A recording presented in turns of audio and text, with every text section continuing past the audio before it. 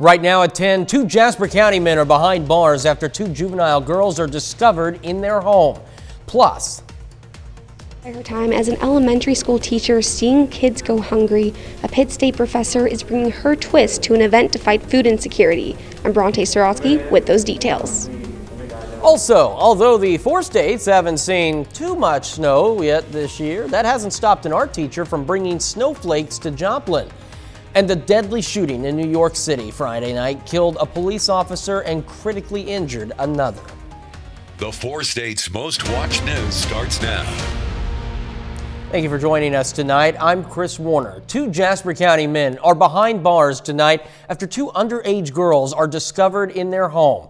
On Friday, Jasper County deputies responded to a home at 4183 West Cactus Lane in Joplin to check on the welfare of a 13-year-old girl who had been reported missing from East Prairie, Missouri. Now, during the investigation, authorities learned that 19-year-old Grant Henson had driven to East Prairie, picked up the girl, and brought her back to his home. Officials say she was held against her will and sexually assaulted. Grant has been charged with first-degree kidnapping and first-degree sodomy. He's being held on no bond. Now, while conducting the investigation, they found 22-year-old Brian Henson with a 16-year-old girl at that home as well. Brian was arrested and charged with second-degree statutory rape. He's being held on a $100,000 bond. Just after noon today, Jasper County Emergency 911 was alerted to a structure fire just south of County Road 120 and Missouri 96 along Old 66 Boulevard. Carthage Fire, Mercy Ambulance, and Avila Fire as mutual aid responded. Jasper County Sheriff's deputies also assisted. Jasper County Sheriff says that everyone on scene was out of the residence safely at that home just northeast of Carthage.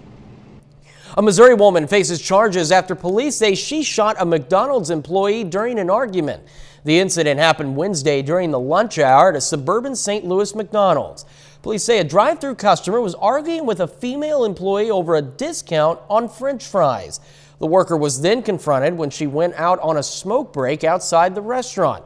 Police say Tarika Clay hit the woman on the head with a gun and then shot her in the chest.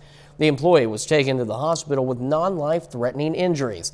Clay faces first-degree assault and armed criminal action charges and is being held on $150,000 bond.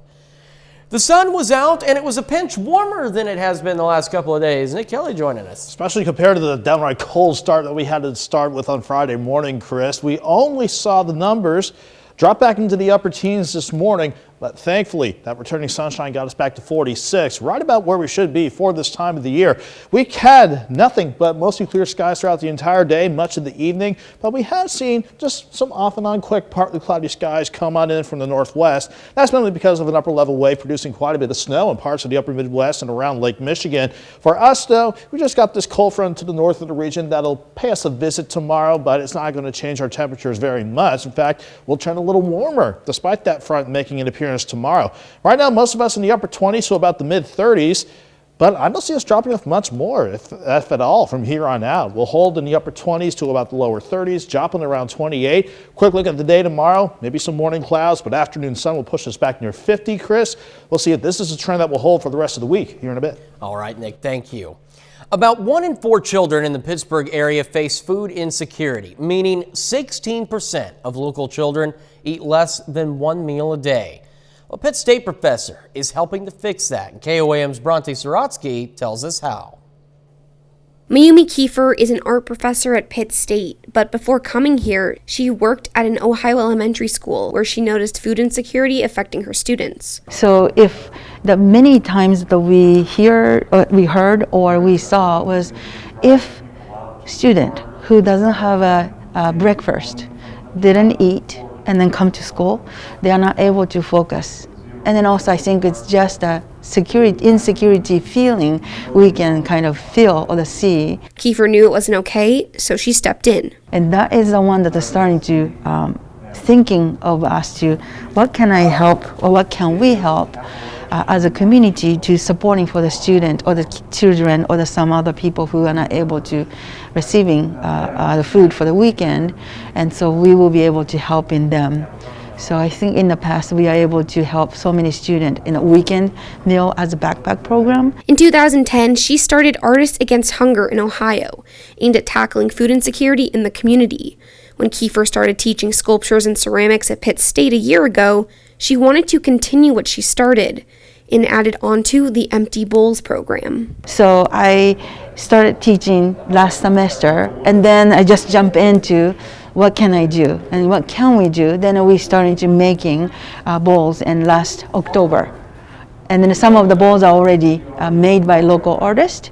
So we added on and we receiving from them about their bowls, and then we put together in an event. Anyone interested in a bowl made by local artists and students containing a gift card to a local eatery could grab one. All they ask is for a suggested donation, which then benefits a local Pittsburgh food bank like Wesley House. So the PSU has a gorilla pantry, a food pantry for students up there. So we got a donation through the Church of Latter-day Saints, and so we're giving some of the easy, like just microwavable, like soups and chili and beef stew to that pantry as well. Kiefer adds, as an artist, she wanted to not only pursue her passion, but ensure that passion helped the community as well. In Pittsburgh, Bronte Sorotsky, KOAM News.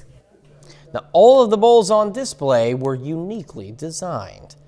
Well, tonight, city leaders in New York want the federal government to do more to get illegal guns off the streets.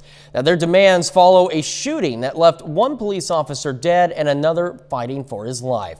CBS's Michael George is in Harlem with more. We hear thousands of guns are getting confiscated, but thousands of guns are still out there.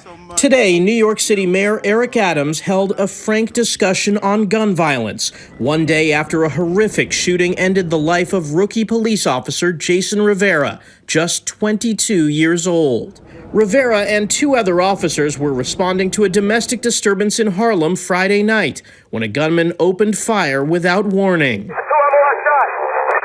hitting Officer Rivera and his partner, 27-year-old Officer Wilbert Mora. It's 2022. When is it going to stop? Police say they recovered a Glock 45, reported stolen in Baltimore. We can't continue to have the overproliferation of guns that are coming in. Gun violence is rising across the country.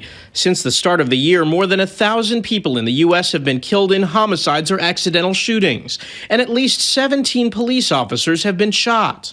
Earlier this month, former Connecticut State Trooper Troy Anderson told CBS News Americans should be alarmed by the number of line-of-duty deaths. There's never been a year like this. No. No, numbers are up across the board.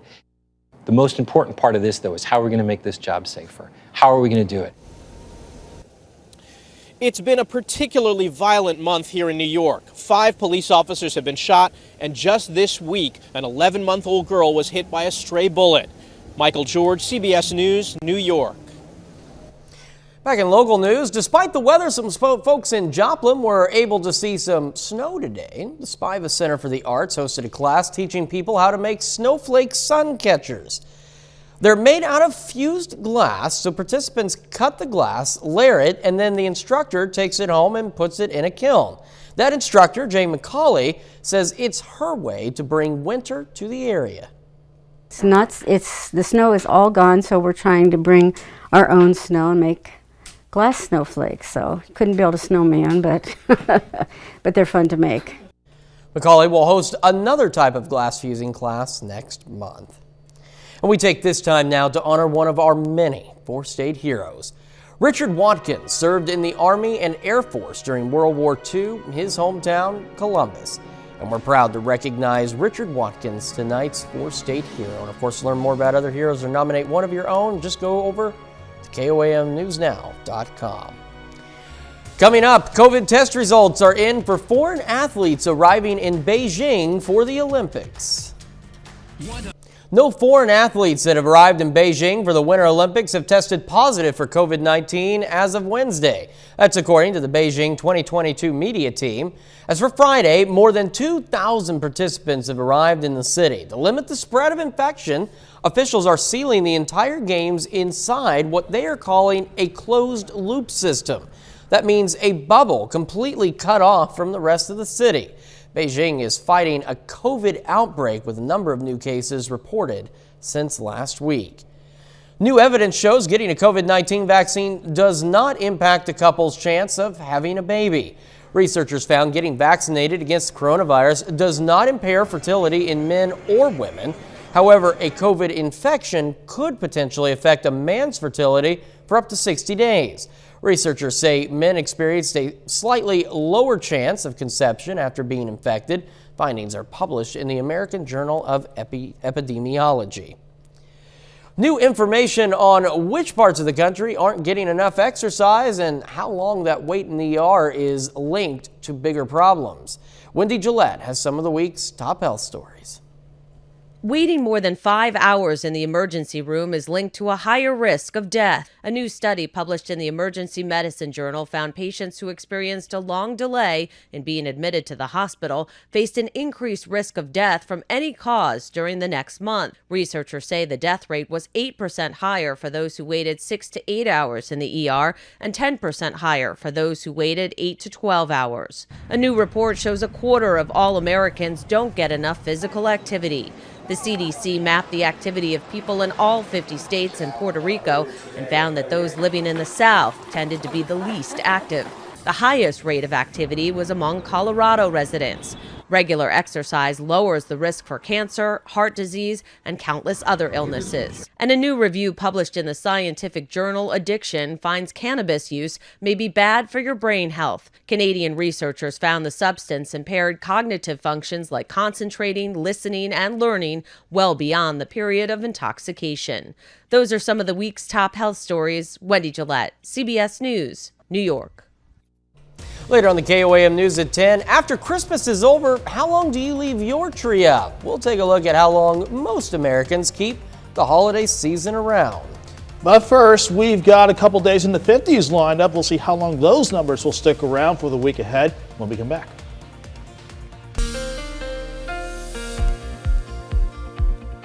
This weekend has been nice and quiet, no doubt about that. But as far as temperatures go, we were definitely glad to see the numbers we had today compared to the cold Friday that we had to start this weekend out. Still looking pretty good with our live shot from Indigo Sky just outside of Seneca, Missouri. That's how the entire area looked throughout the course of the day. And that plentiful sunshine will definitely take, considering we saw better numbers compared to the other day. 6 was where Joplin Regional started yesterday morning, out far too cold, but we did at least go back into the lower 30s. Only a little dip into the upper teens, lower 20s this morning, and finally right back into the mid 40s for today. And we'll trend a little warmer for the next few days before more numbers like that start to head our way. In the short term, though, it's not looking too bad. Sitting at 30 in Joplin, at the airport and downtown with clear skies up top. South wind at 8 is trying to make it feel like 22, but again, those are more tolerable numbers that we can handle thanks to that light breeze in place. After we had lower to middle 40s on the Missouri side and mid 40s to near 50 in our corners of Kansas and Oklahoma, these numbers, no surprise, have dropped ever since we got past sunset, but numbers still look okay overall. Most of us, let's say, well, in the mid-20s to about the lower 30s. And I don't think we'll drop off much more from here on out. Maybe a couple of degrees in a few spots. But as long as we continue with some passing cloud cover overnight and a southwest wind in place, thanks to high pressure over Shreveport and Texarkana, we are going to finally be not too cold to start your Sunday morning out and push back near 50 tomorrow. This cold front, though, doesn't come sweeping through tomorrow, but it will stop by to give us a northerly breeze. But again, that doesn't stop us from going a little warmer tomorrow. But in the upstairs, we've got this upper level wave that'll pass to the south, and this wave coming out of the Gulf of Alaska. And believe it or not, these two upper lows will actually come into play as we go through the course of the coming week, but not in the short term. We'll just have partly cloudy skies coming and going throughout the night. Doesn't really impact temperatures that much, thankfully. Upper 20s to lower 30s is where we'll be by the time we hit sunrise on your Sunday. Then, maybe after a little morning cloud cover, we'll go mostly sunny for your Sunday afternoon, and temperatures just don't look bad. Certainly a little warmer compared to today. 28 in the morning, 45 by noon. Even with a light north breeze at 5 to 10, we'll push highs near 50. We'll keep skies quiet going into Sunday night, Monday morning. Then we'll say partly to mostly sunny skies as we work through our Monday. But after another cold start, I think we'll go into the mid-50s to get this new work weekend, school week for the kids underway. As we go beyond Monday, though, this upper low passing just to the south keeps any rain chances to the south, but that helps to bring the cold back into play. as is this upper level low coming across the Rockies. That's not an issue for us, but this wave coming at us on Thursday, if it can still hold on to enough moisture as it skirts nearby, that could be potentially our next best shot for rain. Maybe some snow chances too if there's moisture around as we turn cold yet again for Friday. But 50 tomorrow, 56 Monday. Those days don't look so bad. Then we got to drop back into the 30s on Tuesday, and we'll just bounce back and forth between the 30s and 40s. Thankfully, nothing too outrageous for the rest of the week, Chris. Still not a bad forecast overall, getting close to the end of January. Yeah, especially after Friday morning, no more single digits in the short term. I just want to forget Friday morning. Yeah. Nick, thank you so much. Turning to sports, it is Championship Saturday for our local tournaments. And this one's a fun one. Colgan and Galena are playing for the Tony Dubray Tournament Championship on the girls and the boys side of things. Plus, Webb City hits the floor against Life Prep for a chance at the 4-state Raider Classic title. Those highlights and more next.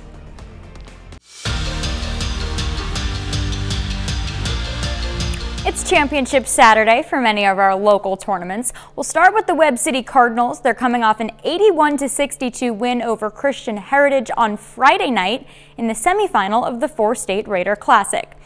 Today, Webb City hits the floor against Life Prep in the championship game. Caden Turner puts it back in off his own missed shot and gets to the line. Cards start out on an 11-0 run. Then Dante Washington for 2 here, but wait, he'll take it right back, gets the steal, and 2 more. Offensive board here for Trey Rotes and the bucket. Rotes finishes with 18. Now on the fast break, it's Dante Washington with the dunk. Big lead for Webb City at half. After the break, Cole Vaden for 2. He's the tournament MVP. Back to Washington now, he's got long range 2. Hits the corner 3, team high 21 points. Turner finishes with 20. Webb City blows by Life Prep 90-61 to win the Raider Classic. We were able to get off to a quick start. I think our defense, really keyed some of that. We were getting some run outs, some easy looks, and then our confidence started getting a little higher, and we were able to connect on some shots. Our guys, I think, were locked in for 3 days, and we've been in this game for 4 straight years, and it's something they look forward to coming over here, and then to finally have the opportunity to close the deal and win one was big for our kids. Over at the Southeast Lancer Classic, the Parsons Vikings have made it to the championship with wins over Baxter and Columbus this week. Parsons faces Erie for the tournament title, picking it up in the third. Eliana Valentine Florence on the fast break finishes on the other end. Then Anaya Hinman puts it in for 2, makes it 57-29 Vikings. In the fourth, Brianna Patterson finds Valentine Florence in the corner. She sinks the 3, finishes with 13. Later, long pass to Hinman, all alone for the layup. Game high 27 points for Hinman. And in the final minutes, Ashka Patel knocks one down from behind the arc. She adds 13. Parsons wins the Lancer Classic, beating Erie 81-43. In the boys bracket, it's Columbus and College Heights playing for it all. Columbus wins a low-scoring one, 38-32, to win the Lancer Classic. The championship game on the girls' side of the Tony Dubray tournament has been set since Wednesday. The Colgan girls face Galena. Now in the first, Lauren Yagmore drives to the basket. Yagmore with a team-high 19 points. Next, it's Mia Sarwinski. She takes the pass, hits the 3. It's a 1-point game at half. Now to the third, bounce pass to Lily Brown. She has an easy look, scores 12, and she's named the tournament MVP. In the fourth, Emily Imhoff outside for the triple. Colgan beats Galena 39-26 to win the tournament title. It's also Colgan and Galena in the boys' game. In the first, pass to Brett Sarwinski at the top. He drains his first of 3 three-pointers.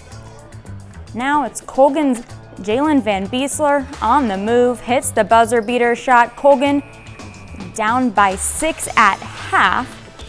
In the third, moving the ball around on the outside, Aiden Fleming hits the 3. Colgan on a little bit of a comeback here. Then for Galena, Heaving pass down the court to Sarwinski in the final seconds.